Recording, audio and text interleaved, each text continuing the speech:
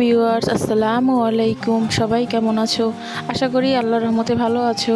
জি আলহামদুলিল্লাহ, আমিও খুব বেশি ভালো আছি। তো নতুন একটা ব্লগে তোমাদের সবাইকে জানাই স্বাগতম। আশা রাখছি আমার এই আজকের ব্লগটি তোমাদের খুব ভালো লাগবে। যদি ভালো লেগে থাকে তাহলে বলবো প্লিজ অবশ্যই ভিডিওতে একটি লাইক দিবে। তো এই যে গত দুদিনের বন্যায় আমাদের বাড়িঘর একদম পুরো তলিয়ে গেছে। মানে আমাদের বাসার আশেপাশে যতগুলো আর কি বাসা ছিল পুরো একদম মানে প্রত্যেকের জাস্ট শুধু ঘরেই উঠেনি, এছাড়া পুরো রাস্তাঘাট উঠোন একদম সব কিছু আর কি তলিয়ে গেছে।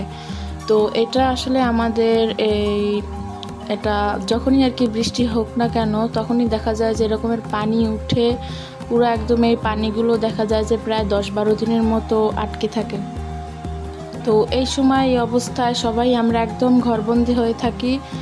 তো আসলে খুবই খারাপ লাগে, কিন্তু তারপরও মাঝে মধ্যে ভাবি যে এর থেকেও তো অনেক মানে খুবই খারাপ অবস্থা আছে মানুষের, যাদের একদম দেখা যায় যে ঘরের মধ্যে পানি ঢুকে এরপরে ঘর বাড়ি দেখা যায় যে ভেঙে যায়।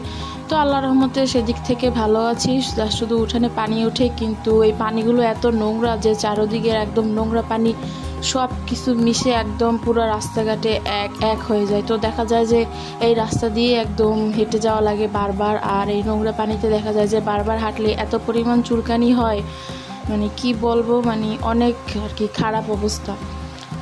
তো এরপরে কিছু তো করার নেই। তো এরকমের আর এখন যেই পরিমাণ বন্যা হইতেছে বা যতদিন বন্যা থাকবে তো এরকমের আসলে পানিবন্দী সবাই থাকবে। তো এই টাইমে দেখা যায় যে সবাই একদম ঘরের মধ্যে থাকে, তো কেউই দেখা যায় যে বাহিরে বের হয় না।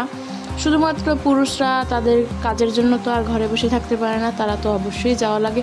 আর এই যে আমাদের বাসার পিছনেও একদম পানি উঠে গেছে। তো এটা দেখে তো একদম খুবই খারাপ লাগছে যে এই যে বাহিরে যেখানে দেখা যায় যে সব কাজবাজ করি, তো এইভাবে যদি পানি ওঠে তো পিছনে দেখা যায় যে নামাও যায় না, কারণ পিছনেও প্রচুর পরিমাণে নোংরা পানি। তো যেহেতু আমাদের হচ্ছে গিয়া মানে রাস্তাটা এই মানে এদিকের এই এলাকাটা হচ্ছে একটু নিচু এলাকা, এই জন্য আর কি পানিগুলো এরকমের জমে থাকে। তো এরপরে যে সকাল সকাল উঠে শুধু পানি দেখে বসে থাকলে তো হবে না, সবার জন্য দেখা যায় যে রান্না বান্নাও করতে হবে, সবার জন্য খাবারও বানাইতে হবে। তো তারপরে যে সকালে উঠে অনেক দিন পর এই যে আজকে রুটি বানালাম, আর তার সাথে একটু আলু ভাজি করলাম। আর আমার সাথে রুটি দিয়ে আলু ভাজি খেতে তো খুবই ভালো লাগে, তো ওই জন্য একটু আলু ভাজিও করলাম। আর অনেক দিনই হলো আলু ভাজি করা হয় না, আর আলু ভাজিটা আমার বা আমার পরিবারের সবারই খুব ফেভারিট একটা খাবার। তো সকালের এই হালকা পাতলা নাস্তা শেষ করে এরপরে চলে আসলাম এই যে দুপুরে রান্না করতে। তো দুপুরে আহামরি খুব একটা কিছু রান্না করব না, যেহেতু পানি উঠছে। তো সাউদার বাবা দেখা যায় যে বাজারেও যেতে পারিনি, ওই জন্য ভাবলাম যে অল্প কিছু রান্না করি। তো ওই জন্য এখানে যে কিছু মাছ ভাজি করে নিচ্ছিলাম। তো আর এর সাথে হচ্ছে গিয়ে কিছু ডাল রান্না করব। আর আমি যখন ভয়েস দিচ্ছিলাম তখনও প্রচুর পরিমাণে বৃষ্টি হচ্ছিল, ওই জন্য আসলে বৃষ্টির শব্দটা শোনা যাচ্ছিল। প্লিজ অবশ্যই এই ভয়েসটা আসলে স্কিপ করবেন যদি কারোর কাছে খারাপ লেগে থাকে। তো এরপরে এই যে ডালের ফোড়নটা দিয়ে দেবো। তো এখানে রসুন কুচি আর হচ্ছে গিয়া শুকনো মরিচ এগুলো দিয়ে ডালের ফোড়নটা দিয়ে দেবো। তো এভাবেই আর কি হালকা পাতলার মধ্যে ডালটা রান্না করি। আর আজকে ডালটা তেজপাতা দিয়ে রান্না করছিলাম, খেতে ভালোই লাগছিল।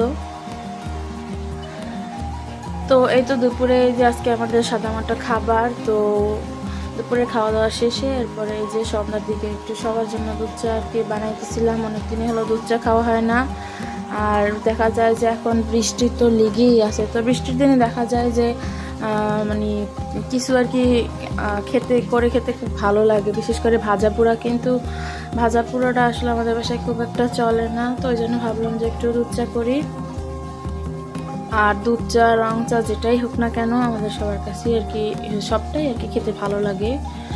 তো এরপরে এই যে এখানে দুধ চা করে নিচ্ছিলাম সবার জন্য। তো আজকে দুধ চার মধ্যে 2টো এলাচও দিয়েছিলাম, আর এলাচ দিয়ে আমার কাছে দুধ চা খেতে খুবই ভালো লাগে। এলাচের যে একটা ফ্লেভার থাকে ওইটা আর কি মুখে বা নাকে যদি ঘ্রাণটা লাগে তখন চাটা খেতে খুব ভালো লাগে। তো সবার কাছে তো আর স্বাদ এক না, তো অনেকে তো দুধ চা শুধুই মানে চা পাতা দুধ আর চিনি দিয়ে মানে বানায়। তো আমি হচ্ছে গিয়া একটু এলাচ দিয়েও আর কি করি, এলাচটা আমার কাছে ভালো লাগে বা এলাচের ঘ্রাণটা। তো চাটা বানানো শেষ, এরপরে এই যে এখানে সবার জন্য আর কি পরিবেশন করে নিচ্ছিলাম। তো এরপর এই যে এইটা হচ্ছে গিয়ে আমার ননদের মেয়ে, তো ওদের মানে এই যে দিয়ে দিলাম নাস্তাটা। আর ওরা তো ক্যামেরা দেখে আর কি খুবই খুশি, এক একজনের তো মানে বিভিন্নভাবে ঢং পোজ পাস দিচ্ছিল। তো এরপরে সাউদার বাবাকে দেখলাম যে রাতে সে কিছু দেশি মাছ পাইছিল, তো ওইগুলোই নিয়ে আসলো। তো আমার আজকের ব্লগটি এই পর্যন্তই। সবাই ভালো থাকবেন, সুস্থ থাকবেন, টাটা, আল্লাহ হাফেজ।